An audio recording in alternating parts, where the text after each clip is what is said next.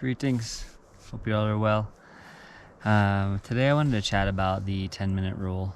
And I don't want to say it's a rule, but it's something that has completely shifted my life creatively and allowed me to learn pretty much anything that I've ever tried to learn before.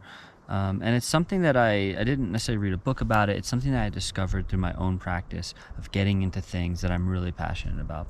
So if you understand this concept, which is an extremely easy concept to understand, but is so overlooked, you will be able to learn anything. So first off, let me just say I'm not anyone special or unique or gifted in any kind of way. The only gifts that I have are things that I've honestly learned probably through this process. So if you see something in me and you're like, oh, well, you're special, or you're unique or smart, no. I grew up thinking I had, all these issues labeled ADHD, learning disability, stupid, dumb, less than. I was bullied. I had big struggles growing up as a kid. I was not someone who had, parents who were like, you can do anything and set your mind to it. I felt like I was very average, and I had support and love and appreciation around, but also I was not told to believe that I could do anything. This is something that I discovered through my own accord. And let me actually move us over into the shade here. Sicka Slim Shady. Ow. Hey. Sometimes even with bare feet, we get little stingers. Okay, how are we looking here? Let us see. All right, beautiful. Oh, that's perfect. So, what a beautiful day. When I first started playing guitar, I was 13 years old, and within probably a few months I quit because I sucked. I was like, I suck. This is not for me, and I just quit. I was always frustrated. I took some lessons with this guy, and we'd play Nirvana and Alanis Morissette and Hootie and the Blowfish. Yes, it was the 90s. I think it was 1998 to be exact. And I was horrible. I couldn't do it, and I was not getting encouragement from anyone on the outside. If anything, it was parents turn it down, So I just quit. And then years later, when I was maybe 16 or so, 3 years later, there's a whole long story, but basically I got super into guitar again when I went away one summer, and I wanted to impress my girlfriend who I was away from, and she loved Dave Matthews Band, and I was much more into the Grateful Dead and Fish, but I started playing his songs and just became a hermit and spent hours and hours every single day playing music and just fell in love with the guitar. I never stopped playing. It's almost 20 years later now, and I have not put the guitar down. It's just changed my whole life. But I never found myself naturally talented at music, and I would see these people that were so amazing. They could just drop into a song and just pick up a guitar and just be playing so incredibly well. And what would happen is I would pick up the guitar, and every time I played, I just there was this weird period where I was just frustrated and struggling, and I didn't know what to do.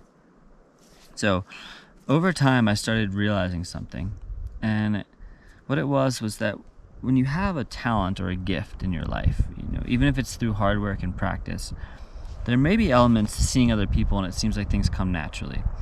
But what I found is there is this state when you first pick something up. Let's say this is my guitar here. Look at this little guitar here. I first pick up the guitar, even now, even though I've been playing for almost 20 years, when I first pick up the guitar and I start playing, there's this weird awkwardness. And I've seen the same thing. I've been running a lot recently and doing all this barefoot running, and it's amazing. But the first 10 minutes or so, I feel out of breath, I feel out of shape, I want to quit, my feet hurt.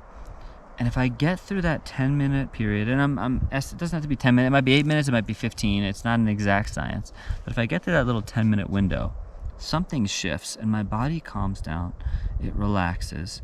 And naturally, the natural rhythmic piece of me, when I'm running, comes out. Or when I'm playing guitar, if I get through that initial process of those 10 minutes, that piece that's frustrated, that piece that's trying to get through, suddenly I relax, and the inner instincts within me start to channel through, and I just relax into it, and I can play really well.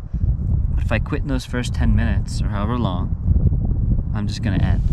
So what I do is I remind myself whenever I'm doing something new or doing something I've been doing for a long time, it doesn't matter, that there's going to be this little period before where things are awkward.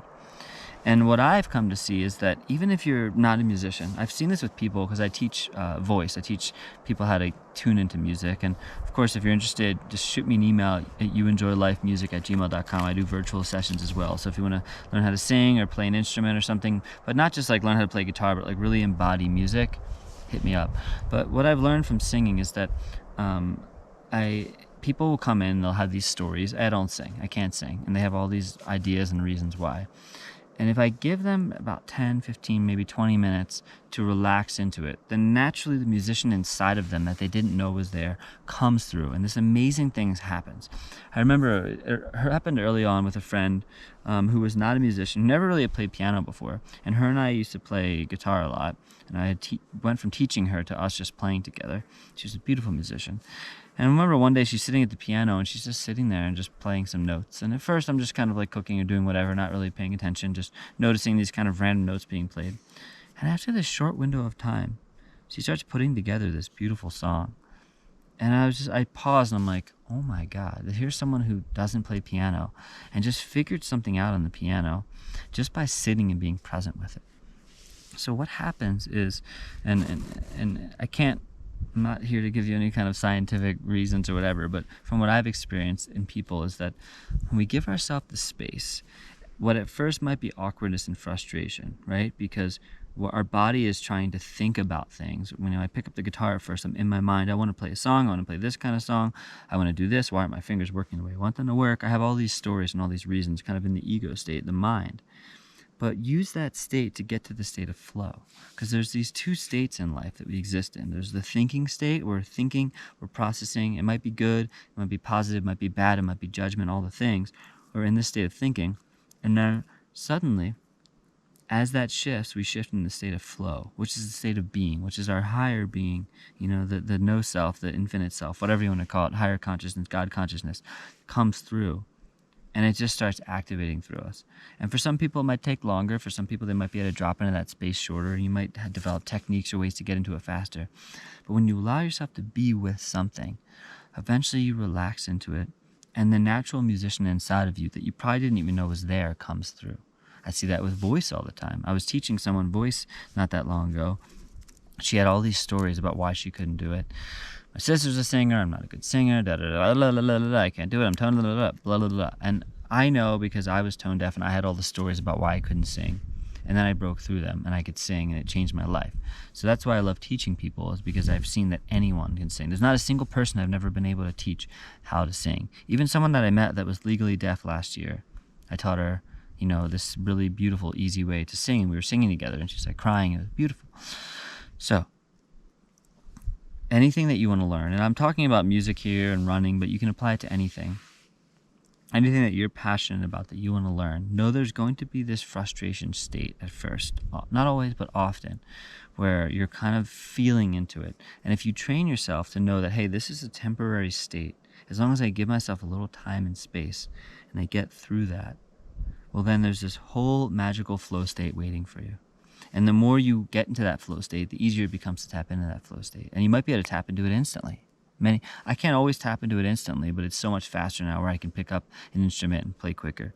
But even so, if I pick up my guitar and I start playing and I give up in those first 10 minutes, or I put it down in those first 10 minutes, oftentimes it's just kind of like, yeah, whatever. But if I get through that hump, something happens and things just start to get more and more natural. And the more I do it, the more powerful that flow state is. Because the flow state can be very basic, but then it can get, the more skills you develop, because skills are cool, learning, thinking I want to do this, and even going through the frustration of trying to learn something hard, that's valuable.